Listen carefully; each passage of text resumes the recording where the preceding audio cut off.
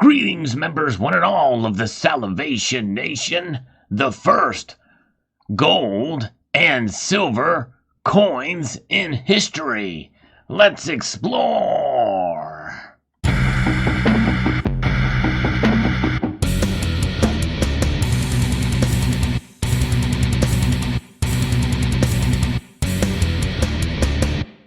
Indeed, gold and silver, two metals that we've become quite accustomed to because of their beauty and their durability and their divisibility and their value, store of value that goes back and was first initiated in the Kingdom of Lydia.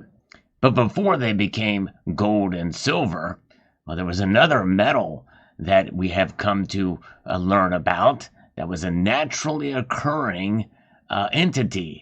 We'll talk about that in a moment, but first, let's go back to an article here from Egypt Today that talks about the first currency in history.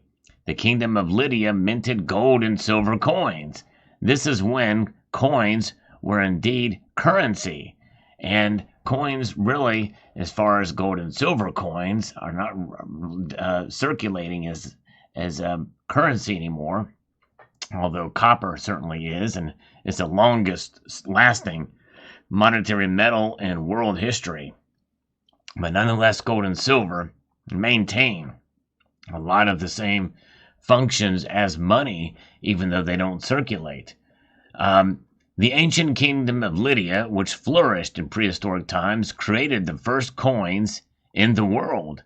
In the beginning, the coins were not more than just pieces of metal with simple engravings, which soon developed into beautiful artistic engravings featuring characters from Greek mythology. There you can see, pretty amazing how such a tiny piece of metal can have such detail and great artwork. In fact, much of these designs, I believe, are even better than what we see on some of the Roman coins that came much later. The ancient Lydians invented coins as a means of authenticating payment. Coins represent a fundamental change in the human world, as their invention represented an important part of the history of trade between peoples since 600 BC, although some say that it has lasted longer and started earlier, in 700 BC, 100 years earlier. Lydia is a kingdom of Anatolia and with ancient Greek connections. It was only natural that the coins produced there were of shiny gold and silver, according to the Greek Reporter website. Here we can see another image of one of them. That's the Lydian Lionhead Salon. The official Lydian currency became the official currency of the Lydian Empire, which flourished for many years before falling into the hands of the Persian Empire. The oldest coins on the planet were believed to date to approximately the second half of the 7th century BC, during the reign of King Alyattes, who was in power in Lydia from 619 to 560 BC. And there we see another image, although some say they were even before them, but we'll get to that momentarily. Numismatic historians agree that the Lydian coin was the first officially issued coin and served as a model for nearly all subsequent coinage everywhere. Unlike the method used for bartering, the coins were first issued by a central authority or government, and coinage was made of metal from this period afterwards. When they were made of a precious metal such as gold, the coins had their intrinsic value. Coins are also an amazing discovery because they are difficult to counterfeit and have great value whether in their essence or by decree issued by the government. And that is something that is certainly paramount, especially when you have decree from the government and precious metal to back it up. You know it's worth something. But the thing is the first coins were actually made from a material called Electrum.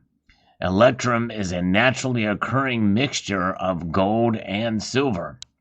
And this is an example, I think, of a coin that was made of Electrum.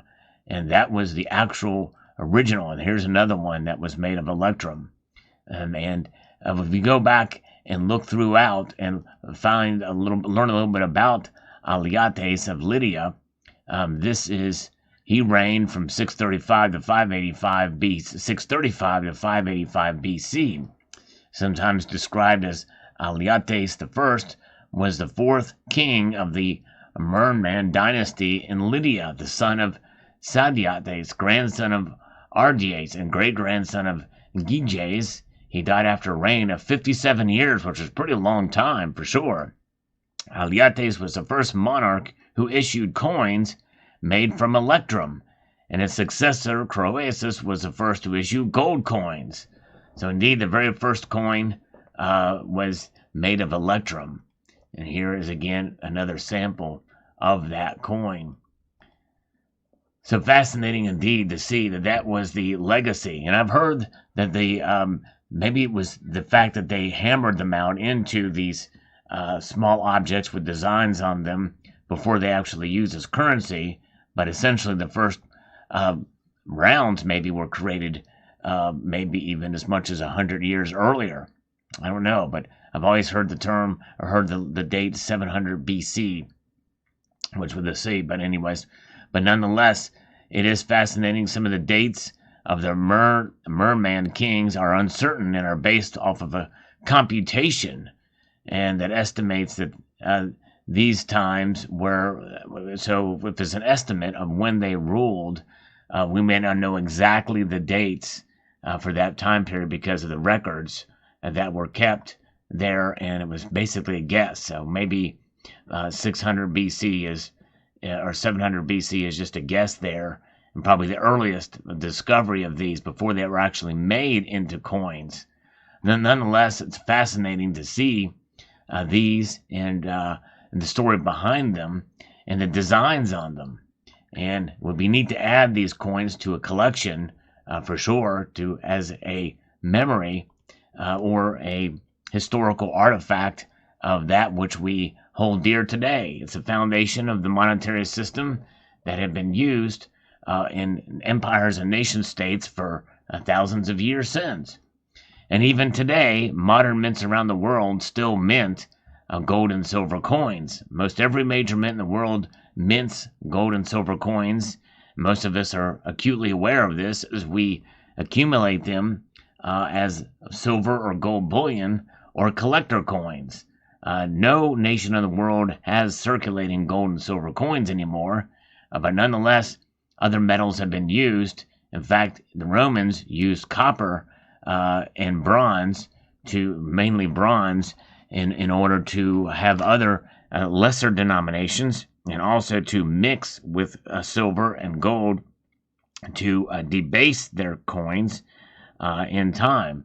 In fact, that is what part of what led to the decline of the Roman Empire, was the debasement of their silver coins. Especially the silver coins obviously circulated a lot more then, but the gold coins were also used. The salutis is one of the most pure gold coins of the time and was the standard bearer for most of that empire, and before the next gold coins that came along with the British Empire, that became sort of the standard bearer.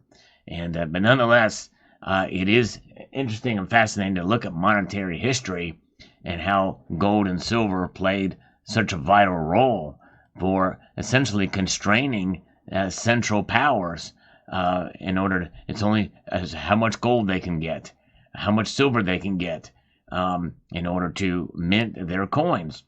In fact, there is places in Rome where they have silver mines, or I mean in Britain and in Spain especially, where they have mined silver for their coins and other objects as well too. But it's fascinating to go back and look at history in this regard, to see these ancient coins come to life and see them in high definition detail. And love to be able to add one to the collection just for that historic reference. But these are the first gold and silver coins in history.